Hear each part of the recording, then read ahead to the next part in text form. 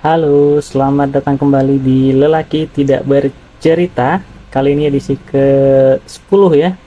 Gue selalu lupa. Semoga bener yang ke-10. Ini sengaja tangannya kayak gini karena kalau gue buka tuh ada cahaya, jadi silau, jadi oke. Kayak gini aja nggak apa-apa ya. Sebentar. Hari ini mau nyeritain soal curhatan temen yang awalnya dia single, jomblo, terus eh, suka nongkrong kemana-mana, nggak ada yang larang, sama siapa aja, jam berapa aja, hari apa aja, gas terus pokoknya kalau mau nongkrong mah. Tapi tiba-tiba gara-gara dia punya pacar, dia malah sekarang pergerakannya terbatas. Ya maksudnya nggak terlalu bisa nongkrong lagi karena dilarang sama pacarnya. Terus ya nggak bisa selalu ready to go kalau diajakin nongkrong sama teman-teman, dan ya udah harus ngebatasin gitu kan, nggak bisa seliar dulu lagi. Terus ya dia ngeluh gitu, kok malah punya pacar malah eh, bikin nggak bebas gitu kan. Tapi kalau menurut gue sih yang namanya berhubungan, entah itu pacaran ataupun juga mungkin eh, apa pasutri gitu kan,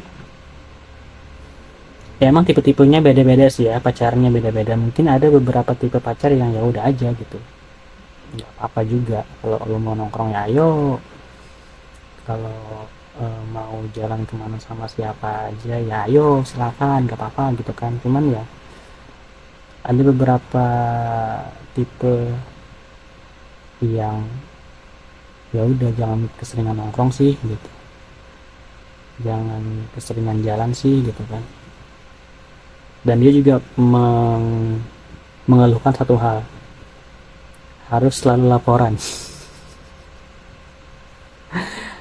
kemana, ngapain, sama siapa, bilang gitu kan.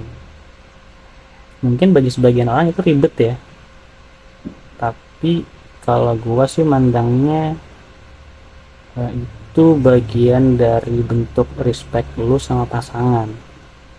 Ya ini sangat bisa diperdebatkan sih, cuman ya tidak, tapi ya tadi seperti yang gue bilang tergantung dengan tipe-tipe pasangan lu gimana. Ada pasangan yang santai, ada pasangan yang ya udah harus harus ngasih tahu kemana, ngapain, sama siapa gitu-gitu kan. Ya balik lagi, ya lu dalam tanda kutip dapetnya yang tipe kayak gimana. Kalau dapetnya tipe yang ya lu harus ngabarin, lu harus ya mungkin nggak harus ngepap, nggak harus Sherlock juga, cuman ya yang penting dia tahu lu kemana dan ngapain gitu aja. Dan kalau menurut gue nggak repot kok kayak gitu. Itu salah satu bentuk respect lu terhadap pasangan lu, karena terutama bagi gue ya, gue yang sekarang sedang berkutat dengan permasalahan anxiety berlebihan ini, kayak susah banget untuk ditinggal.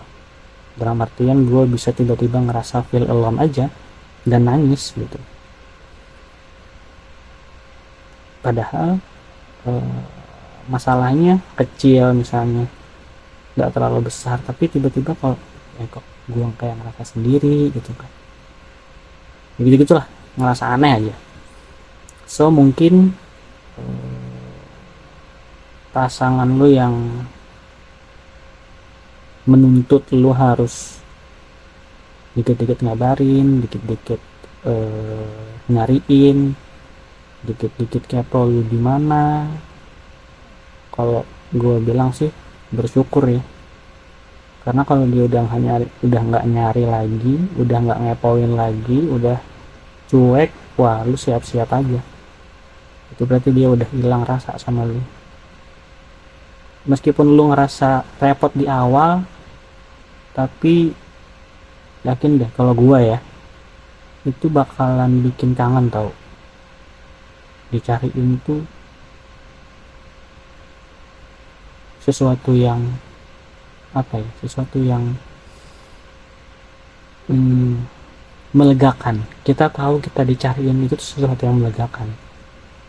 Ketika kita kabur dan ketika kita dalam masalah ya, misalnya ketika lu ngilang, itu saat dimana lu paling pengen ditemukan, dan lu akan sangat happy ketika yang menemukan lu adalah orang yang lu sayang. Itu berarti dua hal, dia tahu lu kemana, dia hafal lu kemana ketika lu ada masalah, dan yang kedua ya dia emang ada buat lu. Jadi disyukurin kalau misalnya lu punya pasangan yang kayak gitu. Jangan dianggap ribet, jangan dianggap lah gak bisa keluar dikit lapor. No, kamu akan kangen itu kalau misalnya itu udah gak ada lagi.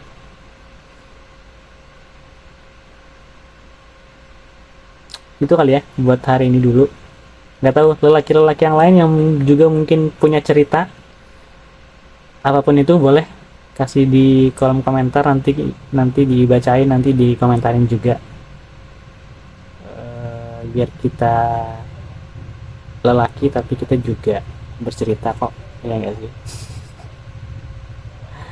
Oke deh, sampai ketemu di lelaki tidak bercerita selanjutnya. Sampai jumpa.